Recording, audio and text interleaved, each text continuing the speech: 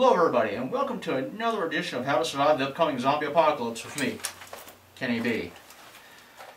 Recently, it's come to our attention on our M4 video, some people had made comments regarding the M4, the 22, and a bunch of other things.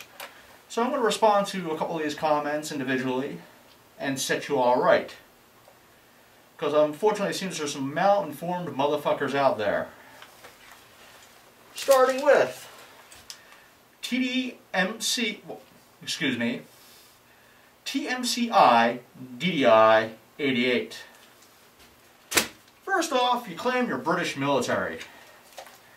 For somebody that's British military, you haven't done a lot of cross-training with anybody else. Or if you did, you'd have fired more weapons in your life, and you would have known some things about various weapon platforms. Maybe it's just that you're from England and you wish you were military. You're probably just a 40-something-year-old basement dweller, 300 plus pounds, living in your mommy's basement, playing Modern Warfare 3 on Xbox Live. But the fact is, you don't know jack and shit about weapons. If you did, you would know more about the M4. Hell, if you played Modern Warfare 3 properly, you would probably know about the M4. But evidently you don't. You don't pay much attention to jack shit. The M4 has what's called a brass deflector. When you're actually fighting, the brass deflector, ironically enough as his name says, deflects the brass. That means when I go boom, it hits the brass deflector and goes that way. It doesn't go boom, boom, boom. But as I said, obviously you've never fired a real weapon in your life, so you have no clue about this. The only weapon so far that I've come across that you can't fire from the left-handed position would be the Enfield IW, which is the standard issue military arm for the English military.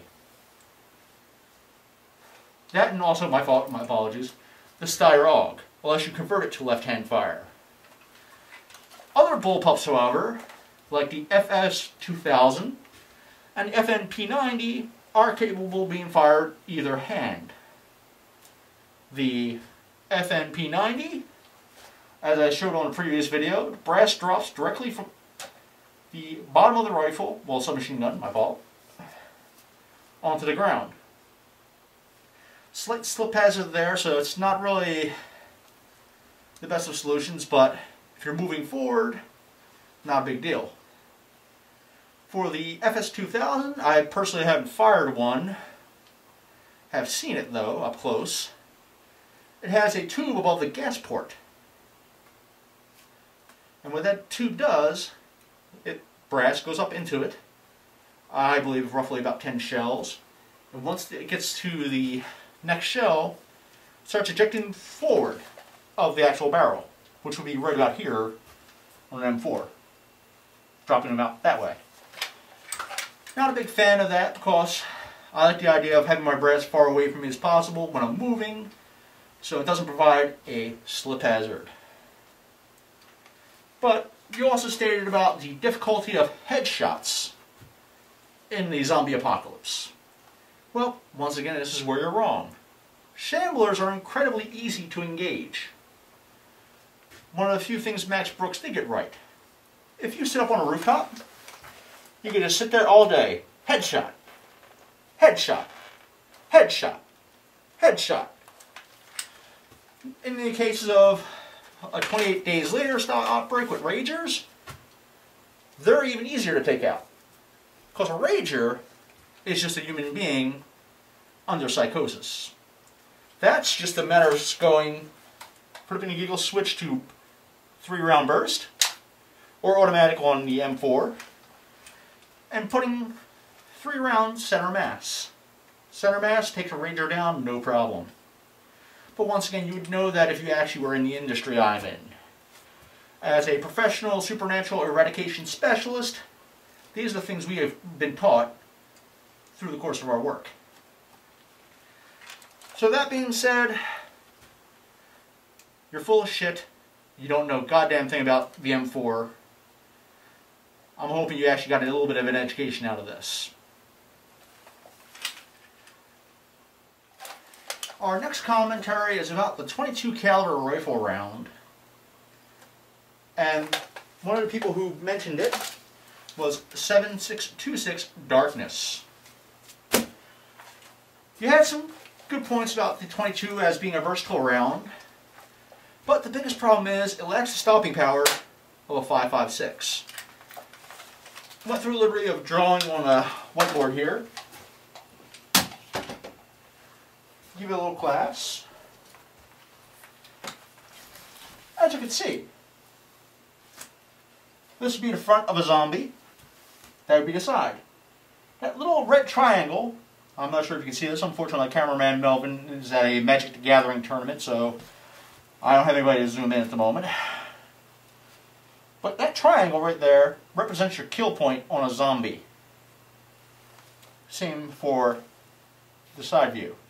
Because what you're aiming for, which is in blue, is the reptilian brain or brain stem, and you want to cause maximum damage to it.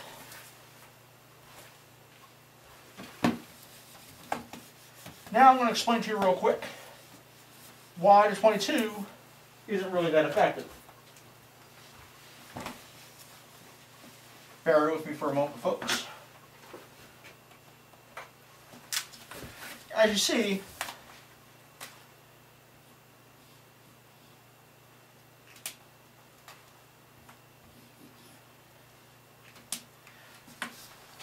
these boxes are going to represent a gelatin block for wound channeling.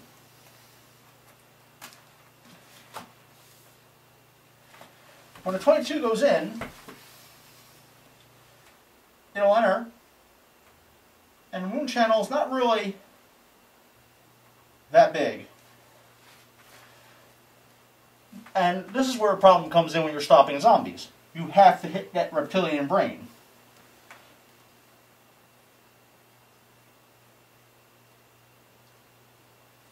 Now for 5.56, it goes in, but since the round is designed to fragment a little, your wound channel gets bigger, causing more damage.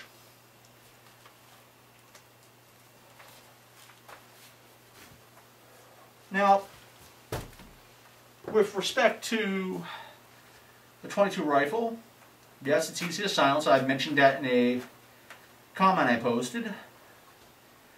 But, as I said, it lacks that vital stopping power. Because when it goes into the zombie brain, it has to be able to deliver the maximum punch into that little brainstem area. You don't hit the brainstem, you might as well be firing spitballs at it. Which brings me to another point. There's a TV series called The Walking Dead. I'm aware of the comic books, and the comic books were pretty decent. And I caught a few of these episodes of the TV show. And they have a guy by the name of Daryl that walks around with a crossbow. The crossbow magically kills zombies no matter where in the head the zombie gets hit. This is what I'm trying to explain to you about how to survive. It's very important that you hit that triangle. You hit it with something that can transfer damage. A bow and arrow doesn't kill by traumatic shock. It kills by bleeding you out. Now if you pay attention to the TV show, all it uses is a field tip. Maybe if you used a broadhead, which is used for hunting and once again designed to bleed somebody out, or bleed the deer out, that would be more a chance to do that damage necessary to the brainstem. But with a field tip, it's like putting a finger through a piece of paper. It doesn't really confer any damage to the body. And because of that, unfortunately, lots of people who are following this show and thinking that that's how a good way to survive are going to end up dead. Does a crossbow have a purpose? Yes. Fighting vampires, fighting werewolves. Because you can get silver broadheads, and you can easily stake a vampire with a crossbow. That's your self-defense part of it. Personally, what I would use a crossbow for is for hunting. Need to go and get some deer for your lookout point? Crossbow's perfect. It's quiet, doesn't make any sound, doesn't draw any attention. Hit the deer, pop its lungs, it'll bleed out fast. You got yourself a meal. But using it against zombies, that's suicide. Pure, unadulterated suicide. Now I know what you're thinking. Some of you guys who played Black Ops, hey Kenny, what if we put explosives on it? If you want to walk around with nitroglycerin on your back, more power to you. Unfortunately, you know, Sylvester Stallone and Rambo had those broadhead tips that exploded, took out helicopter gunships that are more armored than a fucking tank. Doesn't happen in real life.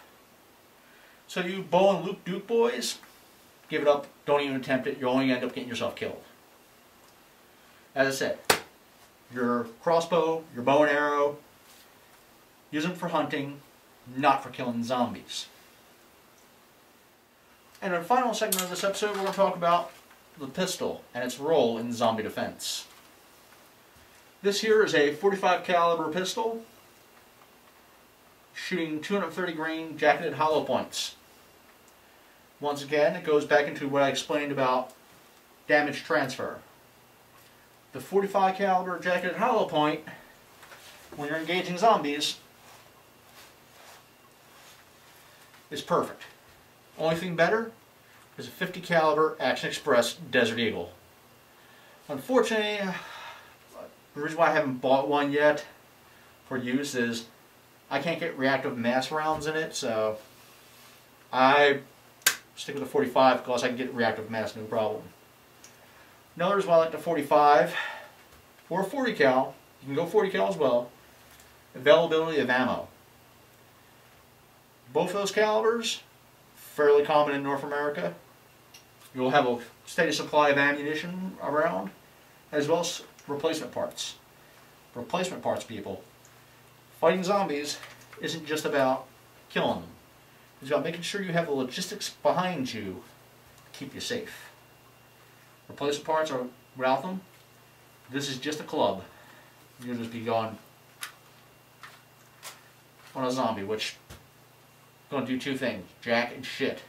And Jack left town. But with a pistol, it's, like I said, main role is your last ditch weapon. Your M4, you're out of ammo, maybe you melted the barrel because you shot so many rounds through it trying to take out the horde. You're going to pull this out, you're going to engage. Getting your headshots. As I said, with a .45, a headshot, guaranteed kill every fucking time. This particular pistol only holds 12 rounds. And in the event of a horde attack, you want to keep that thought in your head, how many rounds you have left. Because if you're backed up against the wall and you have nowhere else to fucking go, this is the only solution to do with that last bullet. Better dead than Zed. That's something you got to keep in mind, people. Now, in a week or two, I got to go to attend a class on the gun kata. Mr. John Preston is going to be teaching that. Looking forward to it. It's going to teach me how to use two pistols and effectively engage targets. I have to talk to Mr. Preston, make sure that it's applicable to the zombie apocalypse, but even if it's not applicable to the zombie apocalypse, it'll be useful elsewhere when I'm dealing with other creatures. So, for now, this is Kenny B, signing off. Remember, folks, keep your weapons handy, locked and loaded at all times. And remember, logistics is just as important in the battle against the zombie hordes as having a weapon. Take care.